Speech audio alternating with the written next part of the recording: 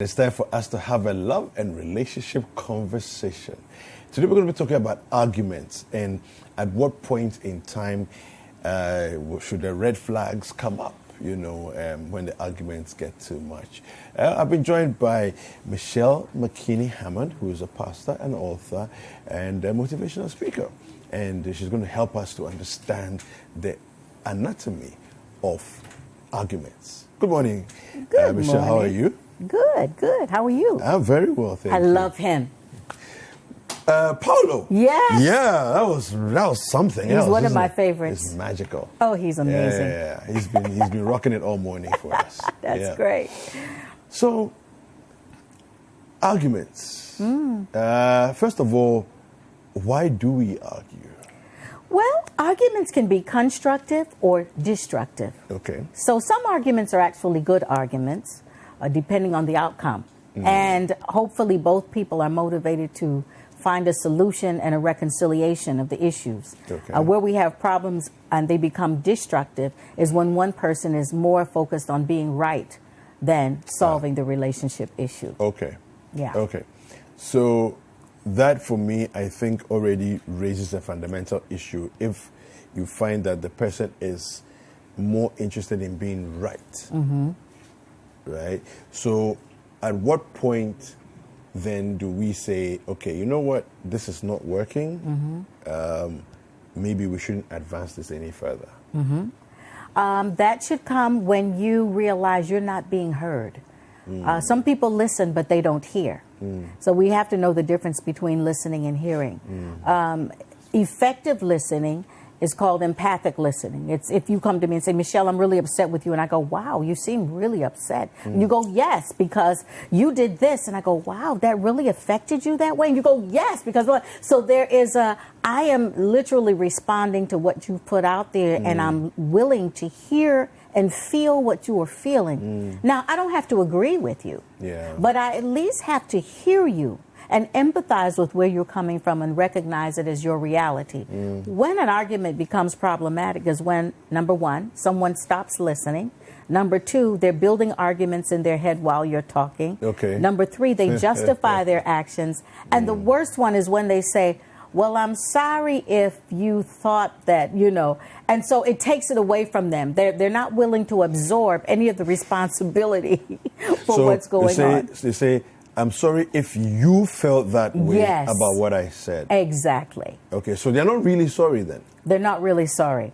It's not me taking responsibility, it's being put back on you. Yes, yes. Okay. So that kind of stalemates everything because the need that we all have as human beings in a situation of conflict is that we feel heard.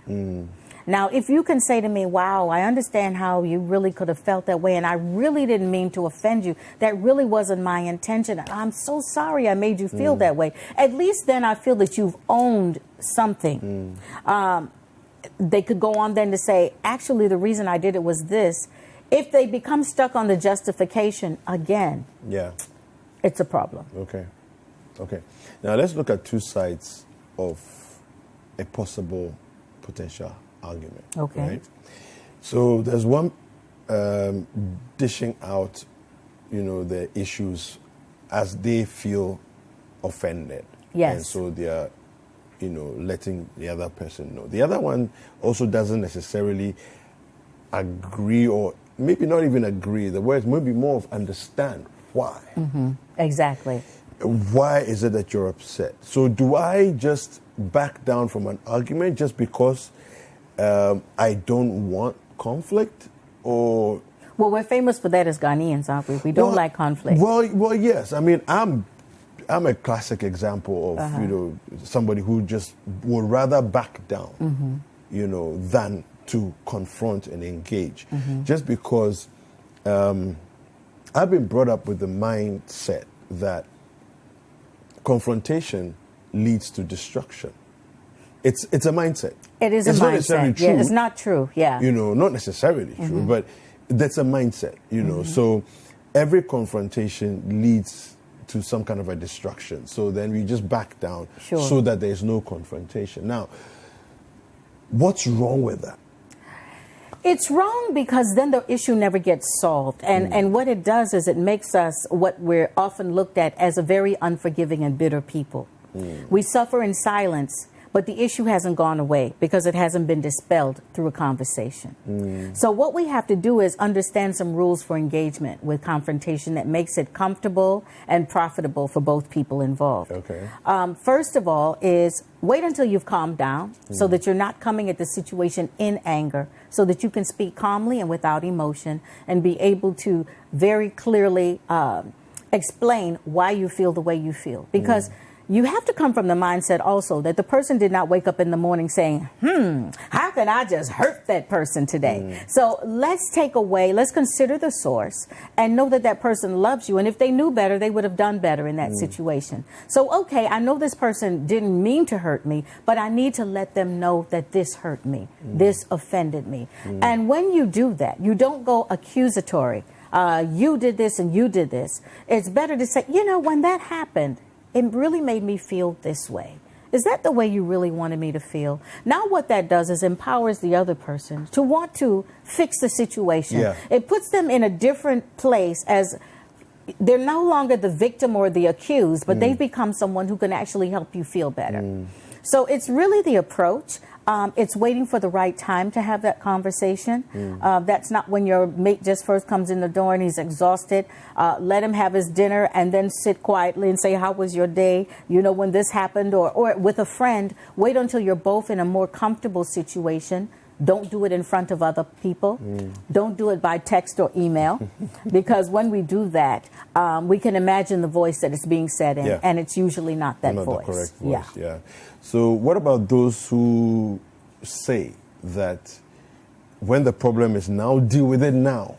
Don't postpone it. Just deal with it, regardless of whatever else is going on. I don't think that that's smart, because you're at the height of your emotions and there's going to be more emotion there than content. We can't live in our feelings and solve the issue at the same time. So I think that it behooves us all to cool down a bit, because sometimes you can rationally think through now, why did this upset me? Where did it turn for the worst? So that you can be specific, because what you want to do is help the person not do that again. So if you go in a rush of emotion, it just becomes, she's crazy, he's crazy, he's just in his feelings, and he didn't even know why he was upset, right? But if I can come clearly and communicate clearly why I was hurt, why I was offended, what needs to happen to fix it, then we can move forward. So let's flip the script now. We just talked about the one who's on the receiving end of the argument. Yes. Now, the one who's delivering the argument feels that I keep saying this and you don't hear me. Yes. Okay, and is really upset and blustering in anger and all of that. How does that person help the other one understand what it is that they are trying to communicate? Well, in some cases, they might not be able to. It depends on the receiver. If that person is really willing to hear what the other person is saying. Some people just want to be right. And, if you're right, you might just get left standing alone with your rightness. So you have to decide, is this a relationship that I really want to keep intact? And how much am I willing to bend in order to do so?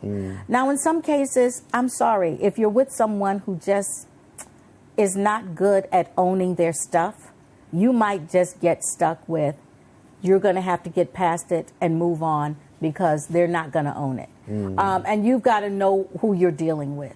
Some people never own their stuff. And then you might have to decide if that relationship is really for you. Hopefully you do that before marriage, when you're stuck. Yeah. But a person who doesn't own their stuff will never own their stuff.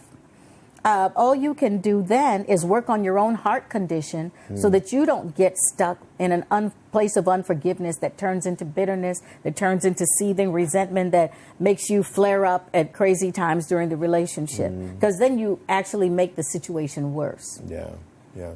So let's talk about now the red flags and say, at which point do you hear something, feel something, know that this is a red flag and we're not going beyond this point. This relationship has to end here. Yeah. At what point, Well, for people who don't listen, who refuse to empathize with you, who always have a justification for what they do no matter what, they refuse to own their stuff. It's best not to torture yourself or that other person with a long-term relationship.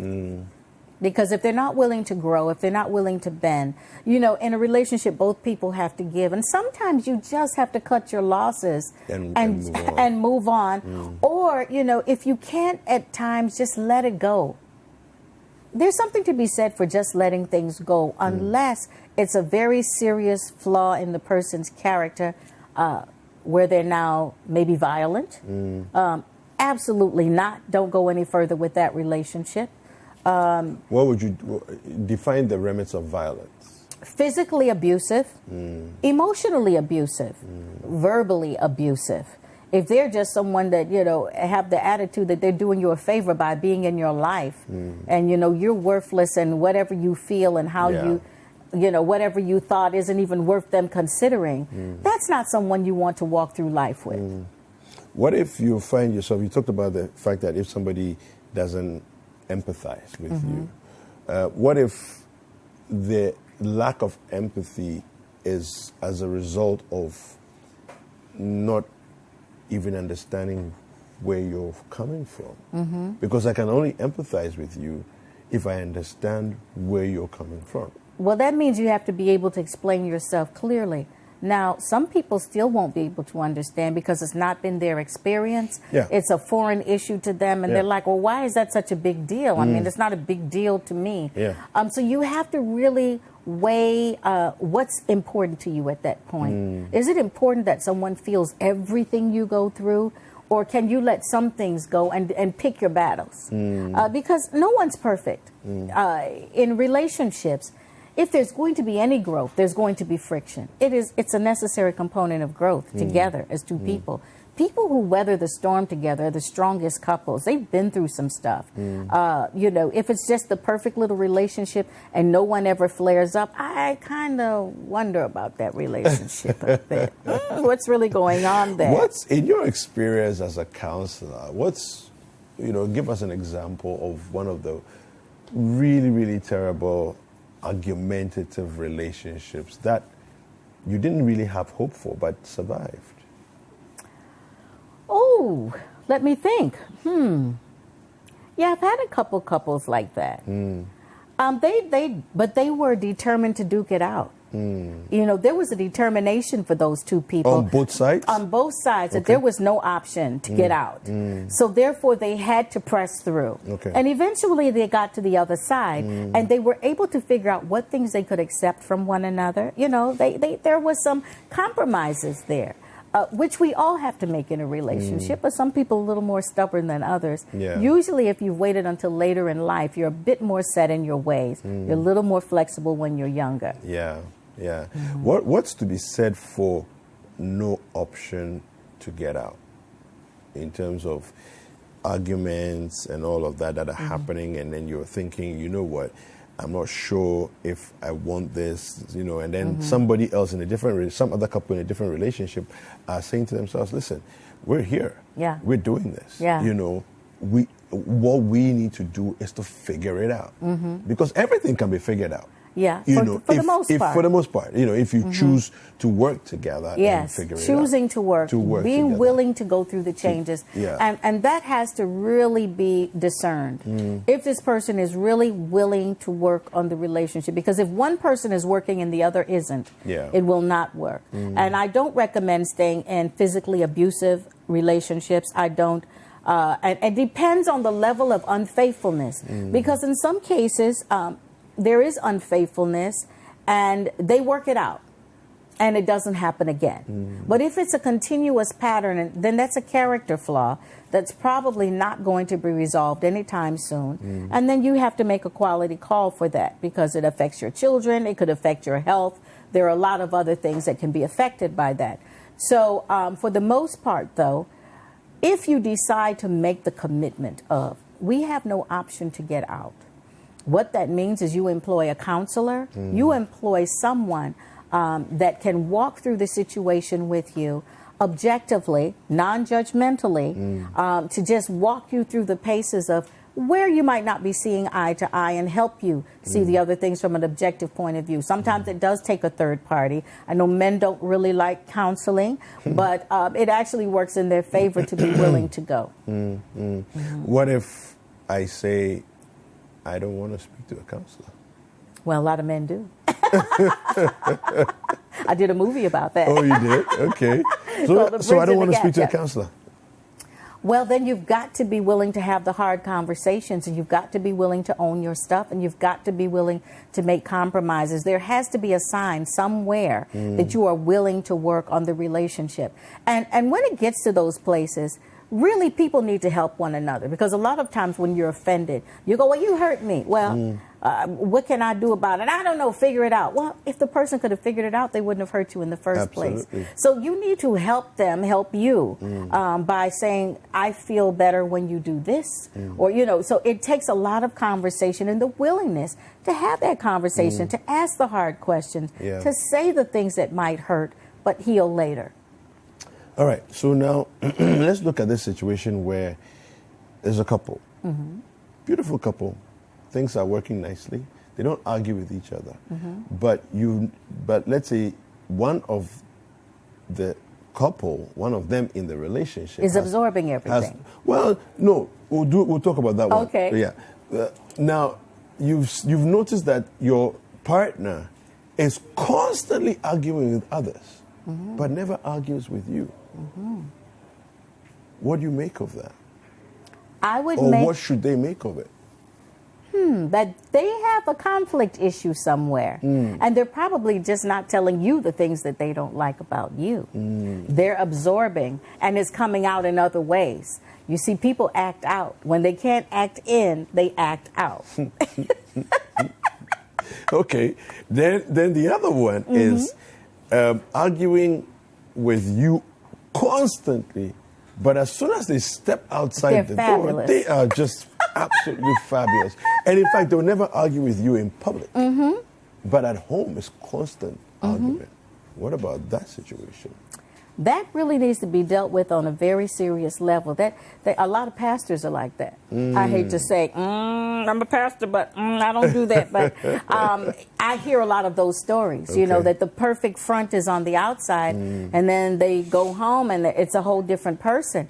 That is a deep character flaw, and you have to address what is the root of the anger.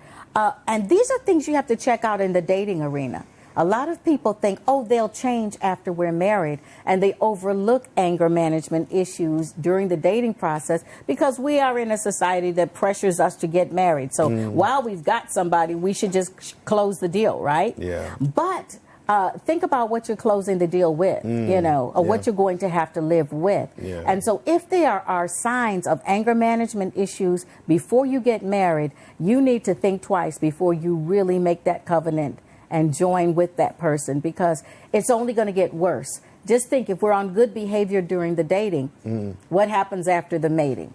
So it is critical that you share the problem with someone else if they're not willing to deal with it. Yeah. Okay, so finally, what about the bit you mentioned about absorbing?